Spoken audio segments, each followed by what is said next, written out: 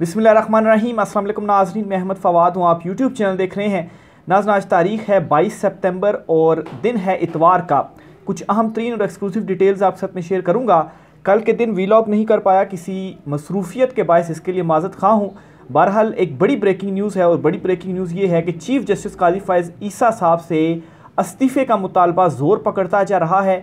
दो बार्स हैं, पाकिस्तान बार और सुप्रीम कोर्ट बार, इनके एलामिये जारी हुए हैं। कुछ तहफ़्ज़ात का इजहार किया गया है, तफ़सीलात आपके साथ में शेयर करूँगा। दूसरी तरफ नाज़रीन, चीफ़ जस्टिस काजी फ़ैज़ ईसा साहब जो हैं, इस वक्त ज़ाहिर ये लग रहा है कि वो किसी जहनी कशमकश या जहनी सदमे का शिकार हैं और इसी सदमे के पेश नज़र कुछ इस तरह के इक़दाम उनकी जानिब से उठाए जा रहे हैं और उन इक़दाम के बाद बहुत सारे जो लोग हैं वो उस पर प्रोपेगेंडा भी करने की कोशिश कर रहे हैं। ख़ास तौर पर जस्टिस मंसूर अली शाह साहब के अगेंस्ट चीफ़ जस्टिस काजी फ़ैज़ ईसा साहब की जानिब से अब क्या किया गया है और क्यों शदीद जहनी कशमकश या परेशानी में है वो इस वक्त, और वजह क्या है। वजह यही है कि उनको एक्सटेंशन नहीं मिल रही। जस्टिस मंसूर अली शाह और दीगर जजेस डट गए हैं। इस पर भी कुछ तफ़सीलात आप साथ में शेयर करूँगा।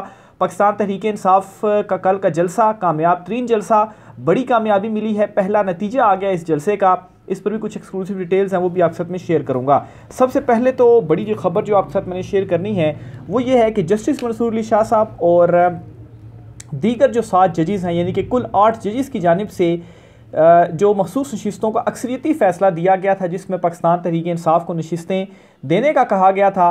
और इसके बाद इलेक्शन कमीशन ऑफ पाकिस्तान ने एक वजाहत मांगी थी सुप्रीम कोर्ट ऑफ पाकिस्तान से और इस पर वजाहत जारी की जस्टिस मंसूर अली शाह और दीगर जजेस की जानिब से। और उस वक्त ये वजाहत सामने आई जब पार्लियामेंट में हुकूमत आइनी तरमीम करने के लिए आइन और कानून को पामाल करने की भी कोशिशें कर रही थी। उस वक्त ये वजाहत जारी हुई, जिसके बाद हुकूमती प्लान्स के ऊपर और ख़ास तौर पर चीफ़ जस्टिस काजी फ़ैज़ ईसा साहब को आइनी अदालत का चीफ़ जस्टिस या बतौर चीफ़ जस्टिस उनकी मुद्दत मुलाजमत में तोसी करने का जो प्लान था वो धरे का धरा रह गया। इस पर जी काफ़ी ज़्यादा गुस्से थे चीफ़ जस्टिस काजी फ़ैज़ ईसा साहब और उन्होंने अपना गुस्सा निकालने के लिए वही काम किया जो काम वो बतौर जस्टिस या जज के तौर पर किया करते थे। और उस वक्त चीफ़ जस्टिस थे उमर अताब बंदयाल साहब और लेटरबाजी वो किया करते थे। आज भी उन्होंने एक नोट जारी किया है, एक लेटर जारी किया है और इसमें 9 सवालात उन्होंने पूछ लिए हैं इन जजेस से कि आखिर ये जो जजेस हैं इन्होंने ये जो वजाहत जारी की है, इस वजाहत जारी करने में उन्होंने कोई रजिस्ट्रार ऑफिस को आगाह किया, किसी को नोटिस जारी किए गए। पहले तो मैं बताता चलूँ कि काजी साहब का ये जो नोट है इसकी कोई एज सच कोई ये कानूनी हैसियत नहीं है कि ये जजिस से जवाब तलब कर लें या जजिस के अगेंस्ट कोई कार्रवाई कर लें। तो इसको बड़ा इस तरह से पोर्ट्रे किया जा रहा है सोशल मीडिया के ऊपर भी ख़ास तौर पर और कुछ सहाफ़ियों की जानिब से भी कि जैसे कि चीफ़ जस्टिस काजी फ़ैज़ ईसा ने क्या बड़ा इक़दाम उठा लिया है और उन्होंने जो है वो ऐसी की तैसी फेर कर रख दी है इन 8 जजों की। हालांकि ऐसा कुछ भी नहीं, कोई इसकी हैसियत नहीं है। उन्होंने लिखा क्या है और इसको पढ़ने के बाद सिर्फ हंसी आ सकती है और इस बात का अंदाज़ा लगाया जा सकता है कि चीफ़ जस्टिस काजी फ़ैज़ ईसा जो हैं वो ना सिर्फ जहनी कशमकश का शिकार हैं बल्कि शायद उन्हें कोई जहनी सदमा पहुंचा है और इस वक्त वो शदीद डिप्रेस्ड हैं और इस तरह के जो काम है उनकी जानिब से किए जा रहे हैं। उन्होंने क्या वो किया, पहले ये सुन ले, फिर मज़ीद डिटेल की जानिब बढ़ते हैं जी। सुप्रीम कोर्ट में मखसूस नशिस्तों के फैसले के मामले पर चीफ़ जस्टिस काजी फ़ैज़ ईसा ने 14 सितंबर के 8 जजेस की वजाहत पर 9 सवालात का जो जवाब है वो मांगा है। यानी कि वो जो वजाहत दी थी कि जिन्होंने पार्टी सर्टिफिकेट जमा करा दिया उनको आप वो पीटीआई के होंगे। इलेक्शन कमीशन इसी चीज़ को बुनियाद बनाकर पीटीआई को सीटें नहीं दे रहा था और वजाहत के लिए सुप्रीम कोर्ट से रुजू किया था। तो सुप्रीम कोर्ट ने वजाहत जारी कर दी थी और क्लियरली कैटेगोरिकली ये बता दिया था कि ये जो पार्टी सर्टिफिकेट सबमिट हो चुके हैं वो पीटीआई की नशिस्तें हैं। तो ये 14 सितंबर को वजाहत जारी की गई थी।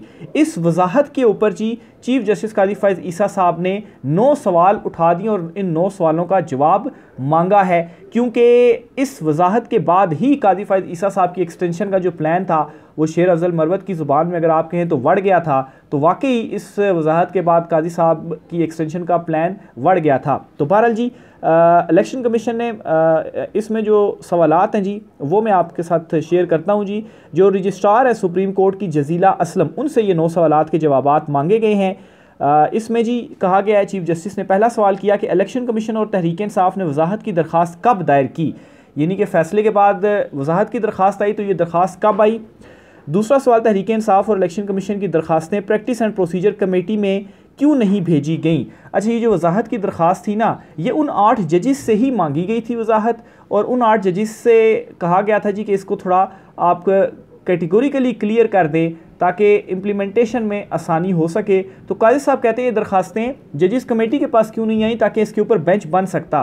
तो बेंच नहीं इसके ऊपर बन सकता था, ये 8 जजिस से ही वजाहत मांगी गई थी और उन्होंने ही इस पर वजाहत जो थी वो देनी थी। बहरहाल बज़ाहिर मकसद क्या लग रहा है कि किसी तरीके से जजिस को मैं टोंट करूँ, क्योंकि इन्होंने मेरे एक्सटेंशन की रस्ते में ये रुकावट बने हैं, तो बतौर चीफ जस्टिस मेरे पास इख्तियारात हैं, उनको इस्तेमाल करूँ, उनको टोंट करूँ। हालांकि इसकी कोई हैसियत नहीं है, कुछ भी इन सवालों के जवाब दे भी दिए जाएं तो सिर्फ़ और सिर्फ एक मीडिया बयानिया बनाने से ज़्यादा कुछ नहीं हो सकता। और मीडिया के ऊपर बयानिया सिर्फ जो रवायती मीडिया उसके ऊपर तो आप बना सकते हैं क्योंकि वो आपके कंट्रोल में है। ये जो टीवी चैनल्स आप देखते हैं, सोशल मीडिया के ऊपर आप बयानिया नहीं बना सकते, आप बनाएंगे भी तो उल्टा आप ही के गले में पड़ेगा। तीसरा सवाल पूछा गया जी कि दरखास्तें कास्ट लिस्ट के बगैर कैसे समाअत के लिए फ़िक्स हुई, यानी कि किसी तरीके से वो जो 8 जजेस की वजाहत है उस वजाहत को जो है ये कालादम आप कहें या उस वजाहत के ऊपर इम्प्लीमेंट ना हो सके, इलेक्शन कमीशन कोई जवाब बना दे कि जी ये सुप्रीम कोर्ट से गैर कानूनी तौर पर इशू हुई है क्योंकि ये प्रोसीजर फॉलो नहीं किया गया। तो ज़ाहिर इसका मकसद सिर्फ यही लगता है, लेकिन कोई, मैंने आपको कहा ना कि कोई इसकी कानूनी हैसियत नहीं है। कास्ट लिस्ट के बगैर कैसे समाअत के लिए फ़िक्स हुई। चौथा सवाल किया, रजिस्ट्रार ऑफिस ने मुतलका फ़रीक़ैन और अटॉर्नी जनरल को नोटिस जारी किए, ये पूछा जी। पाँचवा सवाल था कि किस कमरा अदालत और चैम्बर में जो दरखास्तें थीं इनको सुना गया। छठा सवाल ये पूछा जी कि दरखास्तों पर फैसला सुनाने के लिए कास्ट लिस्ट क्यों जारी नहीं की गई। सातवां सवाल, आर्डर को सुनाने के लिए कमरा अदालत में केस फिक्स क्यों ना किया गया। आठवां सवाल, ओरिजिनल फ़ाइल और आर्डर सुप्रीम कोर्ट रजिस्ट्रार में जमा हुए बगैर आर्डर कैसे अपलोड हुआ। और नौवां सवाल, आर्डर को सुप्रीम कोर्ट वेबसाइट पर अपलोड करने का आर्डर किसका था। अब जजेस ने एक फ़ैसला दिया है, इस फैसले से काजी साहब को इतना क्या मसला है कि इस फैसले को जो है वो गैर मौसर करने के लिए बज़ाहिर वो इस तरह के सवाल कर रहे हैं ताकि जब जवाब आए तो इसके ऊपर हम कह दीजिए कि ये प्रोसीजर फॉलो नहीं किया गया तो ये गैर मौसर और इलेक्शन कमीशन को कोई बहाना मिले और वो पीटीआई को नशिस्तें ना दे। तो बज़ाहिर यही कोशिश है और इससे आप अंदाज़ा लगाएं कि किस हद तक काजी फ़ाइज़ ईसा साहब जो हैं वो डेस्परेट हो चुके हैं, सदमे का आप कहें कि वो शिकार हैं। और सदमा ये कि सब कुछ ठीक चल रहा था, उनको एक्सटेंशन की राह जो थी वो हमवार हो रही थी, लेकिन ये 8 जजेस और जस्टिस मंसूर अली शाह साहब जिनको उनका बड़ा करीबी समझा जाता है था माजी में और दोस्त समझा जाता था, वो उनके अगेंस्ट कैसे डट कर खड़े हो गए और जजेस जो है वो डट कर खड़े हो गए, ये एक उनकी डिक्टेटर सोच को भी जाहिर करता है। बहरहाल ये 9 सवाल उन्होंने पूछे हैं। इन सवालात के बाद हंसी भी आती है कि ये देखें इस हद तक भी जाया जा सकता है कि इस किस्म की जो चीज़ें हैं वो सुप्रीम कोर्ट के अंदर हो रही हों और इदारे के अंदर जो तकरार है, जो लड़ाई है वो इस हद तक बढ़ गई हो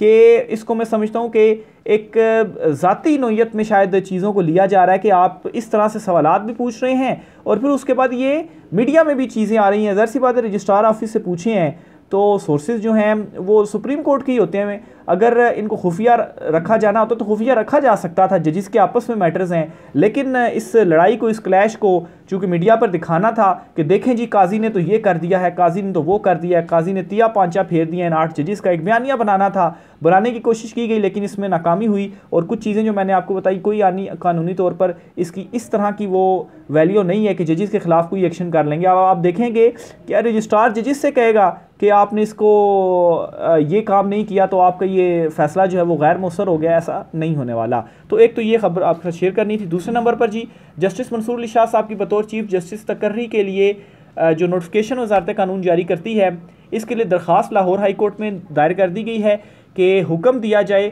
कि जस्टिस मंसूर अली शाह साहब का नोटिफिकेशन जारी किया जाए। अब ये जो प्लानिंग कर रहे हैं ना कि जजिस कमेटी में तब्दीली करके 63A को तब्दील किया जाए और फिर जो है वो काजी साहब को एक्सटेंशन दी जाए, ये जो सारी चीज़ें चल रही हैं तो ये दरख्वास्त भी इसके अपोजिट आ गई है। तो लाहौर हाई कोर्ट फिर अगर वहाँ से एक्शन होगा तो लाहौर हाई कोर्ट हुक्म दे देगी कि जो नोटिफिकेशन है जी वो आप जारी करें। 25 अक्टूबर को रिटायर होना है काजी साहब ने और जस्टिस मंसूर अली शाह साहब ने 26 अक्टूबर को हल्फ उठाना है और आज तारीख हो गई है 22, यानी कि तकरीबन 1 माह रह गया है। और काजी साहब का तो 3 महीने पहले जो नोटिफिकेशन था वो जारी कर दिया गया था, तो मंसूर अली शाह साहब का क्यों जारी नहीं किया जा रहा। तो इतनी आसान चीज़ें नहीं हैं जिस तरह से ख़ास तौर पर मीडिया पर पोर्ट्रे किया जा रहा है या कुछ प्रोपेगेंडे किए जा रहे हैं कि देखें जी हम तो फिर ये कर लेंगे और ये करने के बाद काजी साहब ही चीफ जस्टिस रहेंगे। तो ये दूसरी तरफ से भी कुछ चीज़ें हो रही हैं, लेकिन ये है कि ये 8 जजेस बिल्कुल इस वक्त खामोश हैं और कोई रद्द अमल नहीं दे रहे। और मेरे ख़्याल से ये सबसे ज़बरदस्त बात है, क्योंकि अगर आप फ्रस्ट्रेट होकर या गुस्से में रद्द अमल दें तो वो आप ही के गले में पड़ता है। जिस तरीके से चीफ जस्टिस काजी फ़ाइज़ ईसा साहब अक्सर गुस्से में जो रद्द अमल देते हैं, रिएक्टिव होते हैं, तो उसका नुकसान उनको खुद ही होता है। तो ये लाहौर हाई कोर्ट में एक बड़ी इंपॉर्टेंट दरख्वास्त है जो कि दायर हुई है। 2 बार्स हैं जी जो कि मैदान में आ गई हैं और शदीद तहज़्ज़ुरात का उन्होंने इज़हार किया है।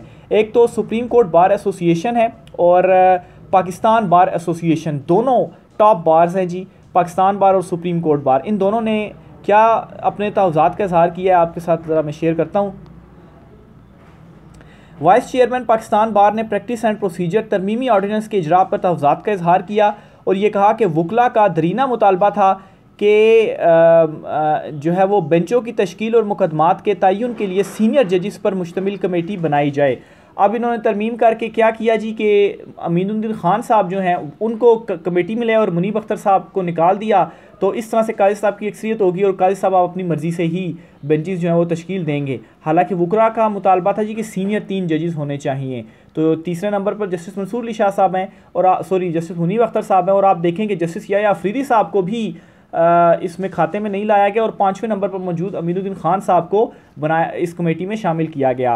प्रैक्टिस एंड प्रोसीजर कानून को सुप्रीम कोर्ट ने खुद आइनी और कानूनी तौर पर दुरुस्त करार दिया था और फिर उसमें कैसे तब्दीली वो कर सकती है, ये पाकिस्तान बार के तहज़्ज़ुरात हैं। ऑर्डिनेंस आर्जी कानून साजी है जो इस वक्त जारी किया जाता है जब कोई हंगामी ज़रूरत हो, यानी कि अच्छा ये जो ऑर्डिनेंस है ना, ऑर्डिनेंस के मामले पर चीफ जस्टिस काजी फ़ाइज़ साहब खुद ये कह चुके हैं कि ऑर्डिनेंस हंगामी सूरत में जारी किया जाता है। तो ये प्रैक्टिस एंड प्रोसीजर कमेटी में ऐसी क्या हंगामी सूरत-ए-हाल हुकूमत को नज़र आ गई कि उन्होंने हंगामी तौर पर ये कानूनी जो है वो चेंज कर दिया। तो ज़रूरत ये थी कि हुकूमत को अपने घर जाने का खदशा था, लेकिन अगर इसको चैलेंज किया जाए तो हो सकता है कि सुप्रीम कोर्ट से ये कलअदम भी करार दिया जा सकता है और वकला का भी यही मुतालबा है। ऑर्डिनेंस एक गैर मुनसिफाना कानून है। प्रैक्टिस एंड प्रोसीजर तरमीमी ऑर्डिनेंस एक जो है वो बुरी कानून साजी है। फिर जी ऑर्डिनेंस पर पार्लिमान के अंदर कोई बहस नहीं करवाई गई। सदारती ऑर्डिनेंस आईन पाकिस्तान की उन शिकों की भी खिलाफ वर्जी है जिसमें कानून साजी का इख्तियार अवाम के मुंतखब नुमाइंदों को दिया गया है। हुकूमत को सदारती ऑर्डिनेंस के इजरा से पहले पाकिस्तान बार कौंसिल से रब्ता करना चाहिए था। अभी पिछले दिनों जो है वो अटॉर्नी जनरल साहब ने वकला से खिताब करके कहा था जी कि हाँ आप कमेटी बनाए, हम आपको आगाह करेंगे फिर कानून साजी करेंगे। लेकिन ये तो वकला को क्या आगाह करना, पार्लियामेंट को भी आगाह किए बगैर जो है वो इन्होंने ये सदारती ऑर्डिनेंस जो है वो जारी कर दिया है। तो देखें जी माजी के जो चीफ जस्टिस काजी फ़ाइज़ ईसा हैं वो तो कहते थे कि ऑर्डिनेंस हंगामी बुनियादों पर जारी किया जा सकता है, अदरवाइज़ ये ऑर्डिनेंस आप जारी करेंगे तो वो गैर कानूनी और गैर आइनी होगा। लेकिन आज उसी ऑर्डिनेंस से खुद उसके ऊपर इम्प्लीमेंट करते हुए सुबह ऑर्डिनेंस जारी होता है और थोड़ी देर के बाद काजी साहब जो है वो कमेटी की कंपोजिशन को तब्दील कर देते हैं। तो आज खुद उस गैर कानूनी और गैर आइनी चीज़ के ऊपर इम्प्लीमेंट कर रहे हैं। तो ये जी चीफ जस्टिस काजी फ़ाइज़ साहब का रोल है। तो इसी तरह से जो पाकिस्तान बार और सुप्रीम कोर्ट बार दोनों का यही जो रद्द-ए-अमल है वो सामने आया है। आखिर में जी जलसे के हवाले से आपको बताता चलूँ, पाकिस्तान तहरीक इंसाफ का जो जलसा था कल लाहौर में, पाकिस्तान तहरीक इंसाफ ने जलसा कर दिखाया आखिर, और अली अमीन गंडापुर साहब जो थे कल पहुंच गए लाहौर। बड़ी कोशिश की गई, रुकावटें भी डाली गई, खिताब वो नहीं कर सके उस तरह से जिस तरह से मेन जलसे से खिताब उन्होंने करना था, लेकिन फिर भी अपना उन्होंने मैसेज पहुंचा दिया और अली अमीन गंडापुर साहब जो हैं वो लाहौर पहुंचे हैं और उसके बाद वो वापस हो गए, रवाना हो गए हैं। लेकिन तारीख़ी ये जलसा था पाकिस्तान तहरीक इंसाफ का, लीडरशिप के बगैर इतनी बड़ी तादाद में लोगों को इकट्ठा करने में पाकिस्तान तहरीक इंसाफ कामयाब हुई। और दूसरी तरफ जो हुकूमत है इस जलसे को नाकाम दिखाने के लिए तरह तरह की जो बातें हैं वो कर रहे हैं और फुटेजेस, ऐसी फुटेजेस जो कि जलसा शुरू होने के पहले की हैं और वो फुटेजेस दिखाई जा रही हैं कि ये देखें जी कि PTI का जलसा तो उसमें लोग ही नहीं आए, लेकिन जब रात गए जलसे में लोग आए, जलसा शुरू हुआ, उस वक्त की फुटेजेस को नहीं दिखाया जा रहा। उस वक्त की फुटेजेस दिखाए ना, और ऐसा एक जलसा ये मौजूदा हुकूमत नहीं कर सकती। बहरहाल जी पाकिस्तान तहरीक इंसाफ ने ये जलसा कर दिखाया और इसमें बड़ी उनको कामयाबी भी हुई है। बुशरा बीबी साहिबा जो हैं उन्होंने खुफिया मुकदमात में गिरफ्तारी रुकवाने के लिए अदालत से रुजू कर लिया है, क्योंकि Al-Qadir trust case 190 million pound case जो है उसमें ही इनकी गिरफ्तारी डली हुई है। उसमें तो ज़मानत हो गई है। तोशा खाना 2 में इनकी गिरफ्तारी डली हुई है और तोशा खाना 2 में अदालत ने जो फैसला दिया उसके बाद ये इम्कान है जी कि 1 हफ्ते के अंदर अंदर ज़मानत की दरख्वास्त पर फैसला हो जाएगा। अगर वहाँ से बुशरा बीबी साहिबा को ज़मानत मिल जाती है तो किसी मुकदमे में भी ये गिरफ्तार नहीं है। उससे पहले ये अच्छी एक पटिशन दायर की है पाकिस्तान तहरीक इंसाफ के वकला ने कि किसी भी खुफिया मुकदमे में मज़ीद इनको गिरफ़्तार ना किया जाए, क्योंकि ऐसा होता है कि एक में जी ज़मानत मिलती है तो किसी दूसरे मुकदमे में, खुफिया मुकदमे में ऐसी गिरफ्तारी डाल दी जाती है और बताया जाता है जी कि इस मुकदमे में हमने गिरफ्तारी डाल दी है, हालांकि वो मुकदमा पहले सामने नहीं आता। अगर कोई है मुकदमा तो सामने लें, गिरफ्तारी डालें, लेकिन उस वक्त डाली जाती है जब ज़मानत हो जाती है। तो ये एक अच्छा मूव है। अगर उन मुकदमों में भी अदालत ये कह देती है कि अदालत की इजाज़त के बगैर आप गिरफ्तार नहीं करेंगे तो फिर 1 हफ्ते के अंदर बुशरा बीबी साहिबा की ज़मानत की दरख्वास्त पर फैसला होना है। अगर ज़मानत रिजेक्ट भी होती है तो हाई कोर्ट में मामला आएगा और हाई कोर्ट से ज़मानत मिल जाएगी, तो बुशरा बीबी साहिबा को रिहाई फिर मिल जाएगी। तो ये जी बुशरा बीबी साहिबा की जानिब से दरख्वास्त दायर की गई है। आज की व्लॉग से इतना ही। राय का इज़हार कीजिएगा। इजाज़त दीजिए। अल्लाह हाफ़िज़।